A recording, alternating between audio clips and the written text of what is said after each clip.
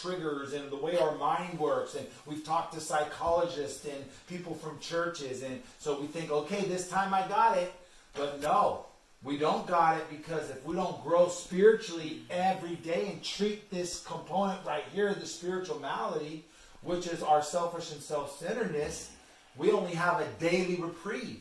On page 85 of the big book, it talks about us having a daily reprieve. I believe it's 85. Yes, on page 85, it talks about we have a daily reprieve, meaning we only have today if we are growing spiritually and treating this malady each and every day. So every day, we can't live on what we did yesterday. The Bible talks about you can't live on, give me fresh bread, heavenly bread, the meat, the Word of God. I got to work on my relationship with God. I have to be available for God to use me to work with others. We have a daily reprieve contingent on our spiritual growth. So we just can't leave and think that, okay, I've learned my lesson this time. I'm not going to make the same mistakes I've made. And then time after time, experience, example after example, there we are, drunk and high again, stuck back on this cycle.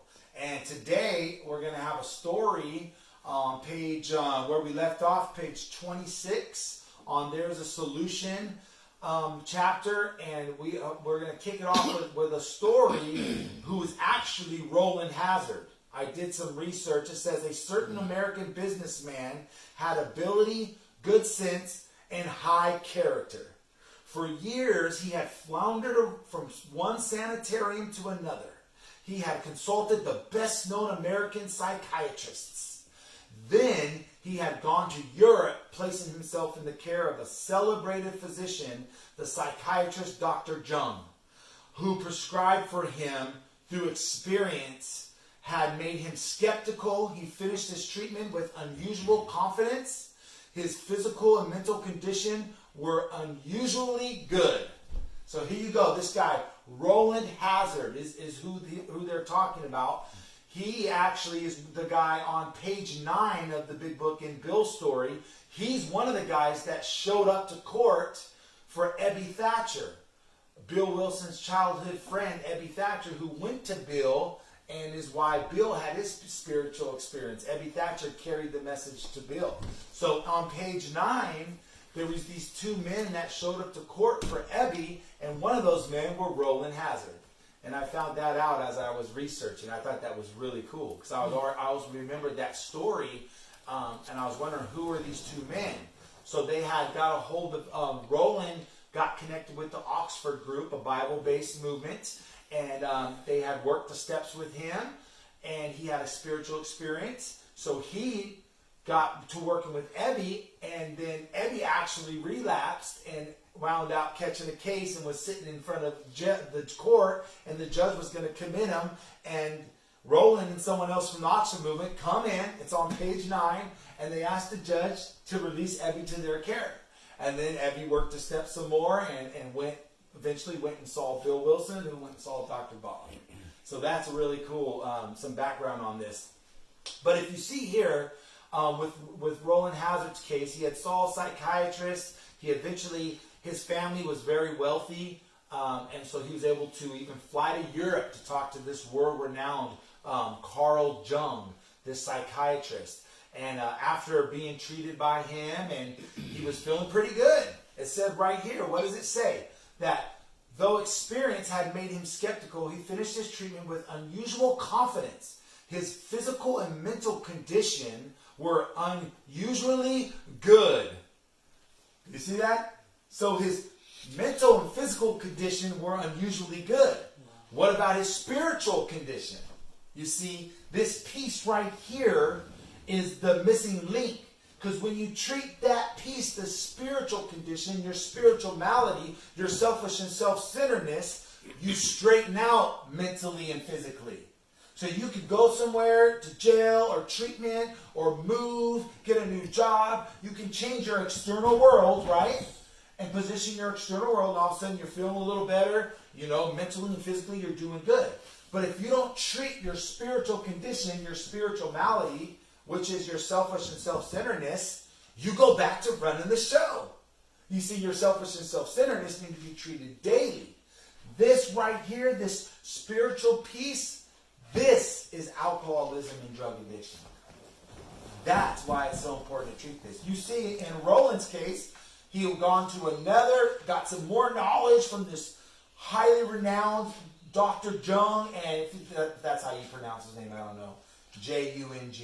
But he's feeling unusually good about his situation. He has experience from, making a mess of things, and mentally and physically, he's ready to go. But that spiritual component is the missing link. And if without addressing this, you cannot stay sober. Right? There's a big, this is so important to know. This is one of my big motivations in doing this is sharing this with people. Because this got my attention. And the light bulb went off. So I know with some of you've shared that with me, that this is what got your attention, and I can relate because this is what got mine. It showed me what was going on finally. I didn't know what was going on. I didn't know how I was going to lick this addiction thing because I didn't realize it was a spiritual thing based in selfish and self-centeredness. If you don't treat this daily, you will go back to running the show. If you don't stay in the 3 parts like we talk about all the time, you will eventually go back to running the show. Your malady, your spiritual malady, your selfish and self-centeredness will come back. And you'll be baffled by it. You won't be able to make good choices. Okay? It talks about that here. So note that his mental and physical condition were good. But I said, what about the spiritual condition? Right? Okay. Let's read on. Above all, he believed he had acquired such a profound knowledge of the inner workings of his mind and its hidden springs that relapse was unthinkable. Nevertheless, he was drunk in a short time. Dude, this is so powerful. He was feeling better than ever. Mentally and physically, he was ready to go. He had learned stuff that he didn't know before. He thought he had an understanding of the working of his mind. You could hear this cycle and say, oh, I get it, I got it. That's how this addiction thing works. And it could be up here in self-knowledge. And if you don't do the things necessary every single day, the malady will come back and you will be baffled by it. And you'll go back to making choices of putting stuff in your body that you cannot control. You see? This stuff is crazy. So even through all that, in a short period of time, he was drunk again. He thought he was going to see those hidden springs, the triggers and the things that have made him drink before. Oh, I know, I'll just stay away from so-and-so. I know, I won't go back to drinking that or doing that. I'll be good, I'll be all right. This time it will be different. He had this understanding of this self-knowledge. Well, self-knowledge will not cut it. See? That's the title of today's lesson. Your self-knowledge and your understanding of how your mind works and your triggers list and what not to do and where not to go. We're going to read on here in a little bit that if you stay in these 3 parts and you're treating your spiritual condition every day because you have this daily reprieve, if you're seeking God and being available for God to use and you're working with others and you're carrying this message, you can go anywhere. You can go anywhere in this world that any free man goes. We don't have to live in fear. You may need to take the time to get well and get right, but I'm telling you this. There is a time coming where you can go anywhere. And I don't have to worry about where I go. I don't seek out certain places. That don't even make any sense. But I can go to Vegas. I can go to parties now. I can go where people are drinking. I can go anywhere. Because I'm in the 3 parts, and that morning I asked God for His power to flow through me and help me for that day. Dang. I can go anywhere. And I love that promise that's in here. Because I thought I was going to have to always be living in fear. I better not talk to him. I better not go there. Oh my gosh, poor Matt. Matt's going to be a pitiful person for the rest of his life because I'm in fear of relapse. You don't have to fear relapse. But you better stay in those 3 parts that we talked about. And you better know you have a daily reprieve. You better grow spiritually and treat this malady every single day. Or you better be scared. Because it says right here. It says right here. In a short time he was drunk again, right? More baffling still, he could give himself no satisfactory explanation for his fall. Wow. Wow. Yeah, wow. More baffling still. So there goes that word baffling. And on page 23 it says, once the malady has a real hold, we are a baffled lot. Once this spiritual malady, once you get sick again spiritually because you're not doing the necessary things you need to do to stay spiritually fit, you're not treating your selfish and self-centeredness, it shows its ugly head, it goes back to running the show. Yes. I have a quick question. What is lot? Just you're a baffled lot, like the whole lot of us, the whole whoever. A lot? It means like a lot? It's like a bunch of people, the group of people. So if you're a real alcoholic addict and in the malady, you don't treat this, you get so sick in your spirit and your mind that you just start making these weird decisions. You go back to putting stuff in your body and losing control. So it said right there that more baffling still, he cannot give himself a satisfactory explanation for his fall. Right? Because we know on page 23 that once the malady has a hold of a person, we are a baffled lot. We talked about this. Why? Why do we have this crazy great obsession that we can handle it? Why would we ever go back to the first drink or the first drug? Well, we get spiritually sick enough that the sanity comes back. That's why we have a daily reprieve. It's this serious. You have a daily. You cannot let up for one day. That's what it's saying. A daily reprieve or the insanity comes back. No matter how much of the self-knowledge and experience you have and you think, well, now it's impossible for me to relapse because I've learned my lesson. But if you're not growing spiritually every day and staying in those three parts, which is daily time, renewing your mind with God and spending time with your recovery, making sure your perspective is where it needs to be every single day, bringing your body around like-minded people 3-4 times a week, staying, learning in accountability. And then the third piece is the spirit piece. The best thing is working with another alcoholic addict. And every day, this is your approach, and you cannot relapse. Possible. Okay? Good. So, moving on. So this guy, who we know is Roland Hazard, right? So, he thought he was going to do better than ever, and where he is, once again, drunk. So he returned to this doctor, right, whom he had admired, and asked him point blank why he could not recover. He wished upon all things to regain self-control. He seemed quite rational and well-balanced with respect to other problems, yet he had no control whatever over alcohol. Why was this?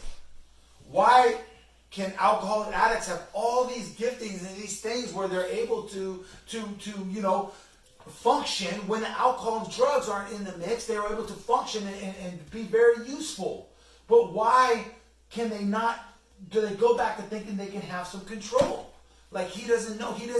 He comes to the doctor and says, Doc, I thought I had it lit this time. I had enough self-knowledge and experience not to fall back into this relapse. What happened, Doc? What happened, Doc? And he's like, you wished above all things to regain self-control. But we know we fall for this lie that we can somehow control it like other people. He goes back to drinking and he can't control it. The example they gave is like you're going to grow back legs. Your legs have been cut off. You're not going to grow back legs. You're not a lizard that grows back a tail. It's not going to happen. So if we come to this place in our lives where we know by experience that first drink, that first drug is going to bring us on this crazy cycle on the spree with no control, with truth and consequence. And have to hit the humiliation and the suffering to emerge remorseful and a firm resolution. Why do we keep falling for this mental obsession that we can control it somehow? So he's like, Doc, he comes back to the doctor. What is my deal? Like, what's going on? I thought for sure this time I was going to lick it, right? He had all the self-knowledge he thought he needed. But once again, we find out we do have no control. We got to stop falling for that first drink. But it said this: mentally and physically, he was doing unusually good. But the spiritual component was not being addressed. And his selfish and self-centeredness manifested in what? Feelings of uselessness, boredom, self-conscious, right? Fear, restless, irritable, discontent. And once the malady, the spiritual malady, grabbed a hold, he was a baffled lot. And even though he thought he would never, ever again drink, there he is drunk again. And we got to understand what's going on, right? So it's exciting because we have a real answer, right? If we didn't have an answer, and a lot of the world acts as if there is no answer. People are still completely baffled by addiction when we have the answer right here. And the Bible backs all this up. As we keep learning, the Oxford movement got a hold of Roland Hazard, got a hold of Ebby, got a hold of Bill, who went and got Dr. Bob. The Oxford movement, a Bible-based movement. Do the research. It's facts. It's documented facts. No one can argue it. So it's like, dude, there's a solution to addiction. I'm excited about it. Okay, so he just, man, Doc, what's my deal? So the last paragraph down where he begged on page 26, he begged the doctor to tell him the whole truth, and he got it. In the doctor's judgment, he was utterly hopeless. He could never regain his position in society, and he would have to place himself under lock and key or hire a bodyguard if he expected to live long. That was the great physician's opinion from Dr. Carl Jung. World renowned. Buddy, you don't have any hope. You either better hire yourself a bodyguard to watch you every moment of the day, or you need to be locked up somewhere. You are not going to recover. He's seen it before, and that mindset of the real alcoholic addict, and they do not recover. Dude, that's crazy. Because in page 24 and 25, it stated that we are beyond human aid. We had passed that point where we cannot lick this thing without aid that's not human, which means without God's help, right? We are beyond human aid. And this world-renowned psychiatrist is telling you the same thing. As we're seeing and reading, this is so awesome. Okay, but check this out. The bottom, the end of page 26, it says this. But this man still lives and is a free man. He does not need a bodyguard, nor is he confined. He can go anywhere on this earth where other free men may go without disaster, provided he remains willing to maintain a certain simple attitude. That I am not God. On page 88, it talks about upon awakenings, that this simple attitude, I am not God, I am not in control of my life, so I need to stop playing God. I need to remind myself every single day, because I have a daily reprieve from taking back over and self-sabotaging my life and bringing more consequence to my life. And so this same man is now walking free. I'm that man as well. I didn't think I was ever going to lick it. I'm in and out of jail, homeless, away from my family, no hope. I've just accepted my lot in life that I'm just going to be a loser and a drug addict. But I am a free man today because I was ready to take suggestions, stay in the 3 parts, look to God every single day, work with others, do all these things we talk about. It's all laid at your feet. I'm telling you that God is behind it, that God's the one who saved me. That's why I'm a free man now. So let's attach some scripture to it. Before we read John chapter 9, 7 through 10, and the first part of 11, I wanted to bring you up to speed on that. And John chapter 9, verse 1, where it was talking about a man who had been born blind from birth. You see, I was that man. My spiritual eyes went on. I couldn't see. I was so blinded by selfishness and pride, right? Those scales were over my eyes, by prejudice. thinking that I knew better. So I was that blind man, and I was blind by birth, just living for myself until I became so miserable that I couldn't even get out of my own. I couldn't see anything different. I couldn't see God and His truth and understand the things of God. I just stayed in my selfish demise. And I was so miserable. That's why I want to bring this message of hope to people. That if you are in that state, you don't have to stay there. But it's going to be uncomfortable. You have to take, this is a spiritual program of action. You have to take action. You have to stay somewhere and stay put through the things you may not understand. And so it can be for you, but it's not that easy, you know? It takes some uncomfortability. And that's why people have a hard time changing. They know they want change and need change, but they're so selfish and self-centered, they're not willing to be uncomfortable. They want the change to come to them. And they're not going to change that way. It just don't work that way. So, in verse 3, John 9:3, it says, why was this man born blind? Like, why did these things happen? And look what it says. This is so awesome. So, the works of God might be displayed and illustrated in him. So God's power can be demonstrated through a pitiful life like that. Right? Through my pitiful life. Blind as a bat, living for myself. Homeless, desperate, just distraught. Had a good household, a good upbringing. Every opportunity a person could ever want, I had. But my selfish actions just led me down into the gutter. And why? For what? So that God's power can be demonstrated through my life. And I'm sorry for the pain I caused with my choices. I was selfish. And I wish I could take some of that back. But I tell you, God's power now has an opportunity to be demonstrated through my life. It's so awesome. And then verse 7. Let's read 7. Please. He told him, "Go wash yourself in the pool of Siloam." So the man went and washed and came back seeing. His neighbors and others who knew him as a blind beggar asked each other, "Isn't this the man who used to sit and beg?" Some said he was, and others said, "No, he just looks like him." But the beggar kept saying, "Yes, I am the same one." They asked, "Who heals you? What happened?" He told them, "The man they called Jesus."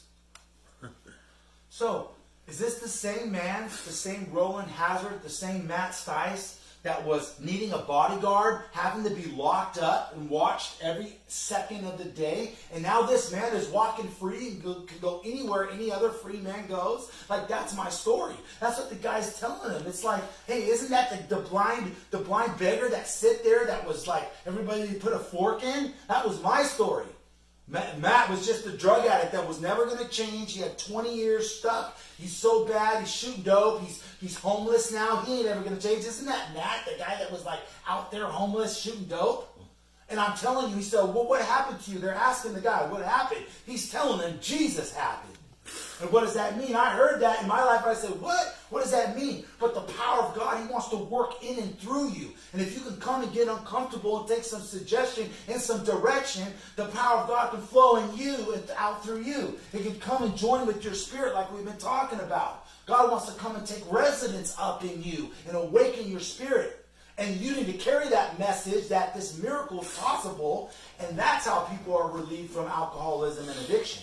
Because you treat it right here in the spirit. Man, wasn't that so-and-so?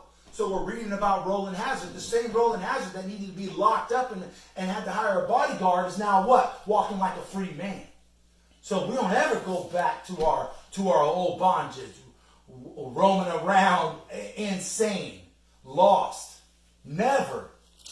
That same dude that was out there like that, it sits right there before us today. And what made it possible? Coming and encountering God's power and love. And renewing your mind with God's word. Is that not what's happening? Like literally, that happened in my life. I'm watching it happen. That's exactly. We're not trying to figure out what's going on here. Flat out said, the same Roland Hazard that had to be locked up is now walking like a free man. And that's my story. And that can be your story. But you got to get uncomfortable. You got to take action. You don't ever go back. Care what happens. Okay, verse.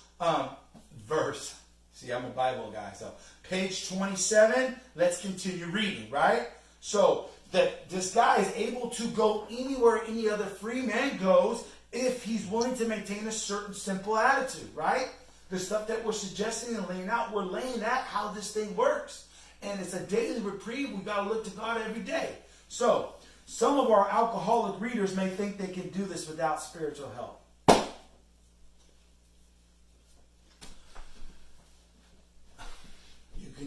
You can get pretty good physically. You can get removed. You can start eating better, exercising a bit physically, which helps you mentally, and you can like hear and learn some cool stuff.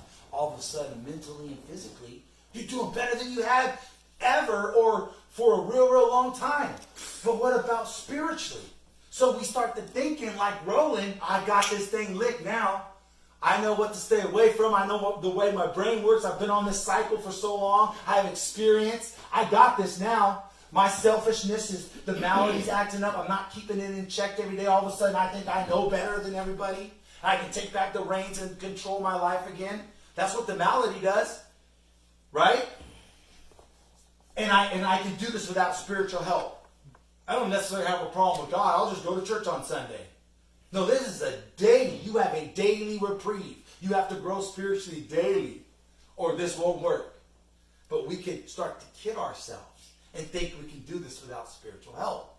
All the warnings are here. Our life experiences give us warning after warning after warning. The Bible is so beautiful and powerful. It's life itself. The big book gives us all these practical warnings. You think you can do this without daily staying spiritually fit daily, staying in those 3 parts? You're going to find out otherwise. If you're that real alcoholic addict, you will not be able to do it. You see, sometimes we have medium drinkers or heavy drinkers that come and are removed from it and get some head knowledge and are able to stay away from it. First, they're missing a daily relationship with God, which, whether you're a true alcoholic or addict or not, that's where your approach should be, daily communion with your Creator. But if you know people who have gotten off drugs and alcohol without spiritual help, daily spiritual help, they were not the real alcoholic addict. The real alcoholic addict will not be able to do it. And it's interesting to me where how deceived people can be around that, because you have to honestly receive step 1. And you are powerless. Your history has proven that, but I can't get you to honestly know that. You have to honestly know that. Okay? We're going to close here in a little bit. Let's see. So, some of our alcoholic readers may think they can do it without spiritual help. Okay, watch this. Let us tell you the rest of the conversation our friend had with the doctor. Just in case you thought, you were one of those people. Let's see what else it has to say. Okay? The doctor said, you have the mind of a chronic alcoholic. I have never seen one single case recover where that state of mind existed to the extent that it does in you. Our friend felt as though the gates of hell had closed on him with a clang.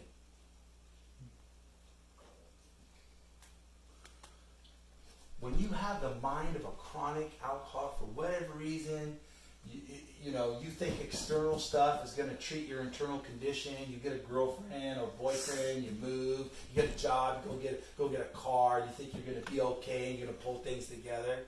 But in the mind of a chronic alcoholic, they always go back to thinking they can control it. The malady starts to wear on you. You're restless, irritable, discontent. Feelings of boredom set in. Different things happen. And you go back to thinking you could control it. Because this chronic alcoholic mind is so sick. And you have to keep it at bay daily. You have a daily reprieve contingent on your spiritual growth. Or you will go back for some reason and think you can just drink like normal people and control it. And you will die. You will lose everything. Okay? It's so great. So we thought that the gates of hell had claimed on him. But here's some hope that we have. On page 64 it says this. When the spiritual malady is overcome, we straighten out mentally and physically. Wow. When the spiritual malady is overcome and treated daily, we straighten out mentally and physically. That's the promise. You have to treat your spirituality every single day. Stay in the 3 parts. And we'll close with this. He said to the doctor, "Is there no exception?" "Yes," the doctor replied, "there is.